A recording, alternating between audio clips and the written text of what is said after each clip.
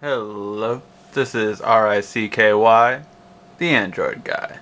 Today we have the three top 7-inch tablets out on the market, starting from the left to the right, the Amazon Kindle Fire, the Acer Iconia 100, and the Samsung Galaxy 7-inch Plus. And today we're going to find out which is the top 7-inch tablet.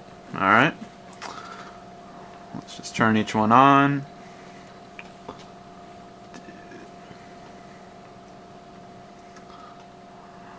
And first thing we're going to go over is just simply ecosystems. There's two definite differentiations between these tablets, and that is that the Samsung and the Acer have Google's ecosystem, where the Kindle Fire has Amazon's.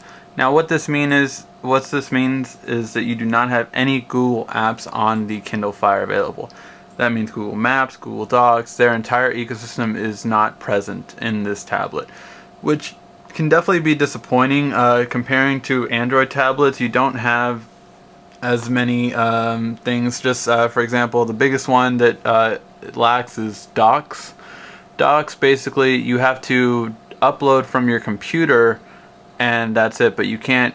You can view them, but you can't edit them or anything like that built in. You have to download an app to create them, but yet it's a lot more complex just because it doesn't have a file manager built in, so you have to download an app for that. So it's a lot more add-ons to do those kind of things for the Kindle Fire, whereas these you can create documents no problem with Google Docs. So it's just one thing that the Kindle Fire is lacking. In terms of other things of the ecosystem, you do have Kindle Bookstore, but which can be used on both of these two tablets, so it's not really a plus side for the Kindle Fire. Now, what is a plus side is for the video streaming. If you don't like Netflix, you do have Prime Instant Videos, which does cost you an annual fee that rivals Netflix, but you have to pay it all at once. So if you're not willing to do that, it's just, as an ecosystem, Amazon is still lacking when compared to Google's. So, and it's definitely present in things like that, as well as app stores, of course. You have over 450,000 apps available on the Google Play Store, whereas on the Kindle Fire you only have slightly around more closer to 100,000, but also a lot less free apps. Many games that are free on the Play Store you have to pay for on the Kindle Fire store. Now, how Amazon makes up for that, of course, though, is on their App Store every single day you get a free app. But again, this isn't too beneficial simply for the fact that you can get this same app store on either of these tablets and just download the Amazon App Store. So in terms of overall comparison, you do get a lot more in terms of ecosystem with Google than you do with Amazon. Now next, let's go to web browsing. So let's just go to web browsing and see each of these in the act. And zoomed out all the way, you get a very similar kind of look to each of them. The Acer Iconia 100 is definitely a little bit even more zoomed out than the other two. When zooming in, though, all of the text seems rather crisp and rather clear. The Kindle Fire is a bit dull. These are supposed to all be blue, and they look black. It looks the most blue on the Samsung, but with more of a gray backing. And then this looks kind of like an old page, but with a blue text. So just differentiations between them that's going to go about. Now in terms of books, for here, like I said, again, you only have the Kindle Bookstore, which you can have on the Acer or the Samsung, but however, you can also have the Google Play Books.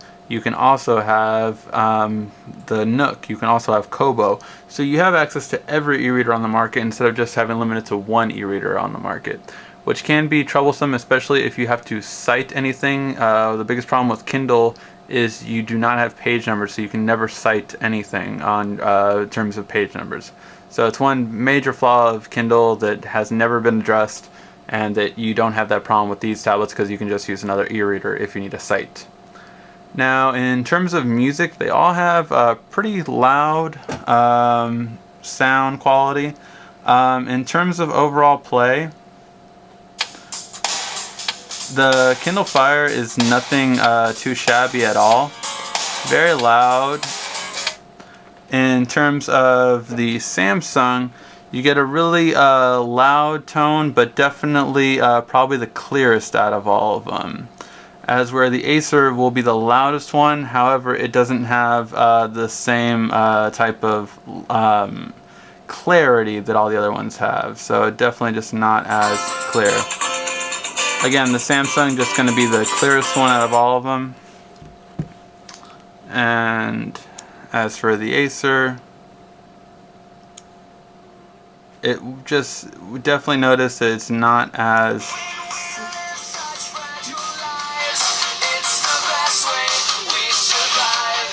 very loud, but just not as clear. You can kind of hear a staticky tone in the background. Just it's definitely noticeable especially when putting it all the way up.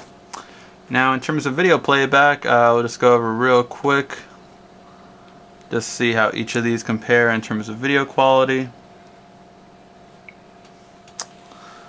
We'll just put each of them sideways.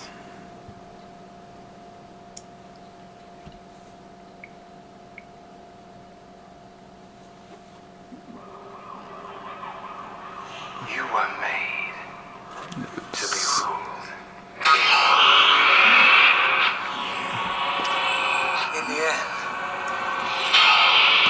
Now, of course, the problem with Kindle is that you do not have a stock YouTube player just because it is the way it is. So what you have to do is Get ready. it's just definitely has to be There was an idea to bring together a group of remarkable people. nowhere near the same kind of quality. But with the other two, you have a built-in Google app, where, as you can see, one thing, the Samsung is by far the brightest. Now I'm going to move the Acer out of the way, Gentlemen, what are you? and comparing these ones, you can definitely see in terms of the three that Acer is probably the most dullest out of the three. Now, in terms of these two, again, the Samsung probably stands out the most. It's just the best overall for video playback. Now, one thing I do have to note with all of these, though, is that videos are a bit disappointing simply for sound, because your sound is always two speakers at the end. It does not have it at the bottom. For some reason, all 7 inches have this same fault, where all their speakers are on the bottom, which means if you play and hold your video like this, you get less than satisfactory sound just because it's playing by one side and you're covering part of it. So it just doesn't stand out as much. Now, in terms of extras on the Kindle, very simple. You have a headphone jack. That's about it. On the Acer, you have a micro HDMI, a micro USB, as well as the SD card slot, and as well as a camera. So you do have a camera on this one. The camera quality, though, in viewing it, though, definitely just not as detailed. Very lackluster pictures, to say the least. Now, the Samsung, definitely a bit better in terms of, just as we just looked at the camera over there. If we look at the camera right away on here, a lot sharper, a lot better detail. Just definitely, you can actually see things where you couldn't even see it at all on the Acer 100. But still just not something you would, of course, just take for your regular casual photos. But for a quick snapshot, it does a good job. Now, on this side, you do have the proprietary plug, which does have connections like a USB adapter for 20 bucks and HDMI adapter for 40 bucks. But that's adapters. Built in, all you have is a micro SD card slot to add on storage, as well as a universal remote infrared sensor. So you can actually use this as your remote control for your TV, cable, everything else. Now, how about battery life? Well, battery life on the A100 is about only 5 hours, so it definitely cuts out rather quickly. Both the Samsung and the Kindle Fire will last about 8 to 9 hours on average. So definitely longer battery life on this side comparing to the A100. Now, in terms of price point, there is a definite division between the three. The Kindle Fire is coming in at $199. The Acer Iconia 100 is coming in at $259, and the Samsung 7-inch Plus is coming in at $299. Now, in terms of which one you're getting for your money, it really depends on the person, but the overall satisfaction is much greater with the Google platform tablets, and clearly competing all three against what you get for your money, as well as what you'll be able to use later on and not just thinking right now. You might be tempted to go with the Fire, but definitely for the long run, it definitely just comes down to the Samsung Galaxy 7-inch Plus. It's just the lightest, thinnest one. It's really just good quality, good feel. You have a much better ecosystem than Amazon's ecosystem built in. Plus, you can get most of Amazon's ecosystem on here. So it really just is a lot better for your price. Now, the thing about this is the current holder on these three competition. But there will be a new version of this that's coming out that's a little bit lower in specs, but it's coming in at $249. So definitely look out for that one. It's called the 7-inch 2, and I will be doing a review on that one. So check out that in about 2 weeks. If you have any other questions, definitely feel free to leave a comment below and on any of these specific tablets. Alright, this has been RICKY, the Android Guy.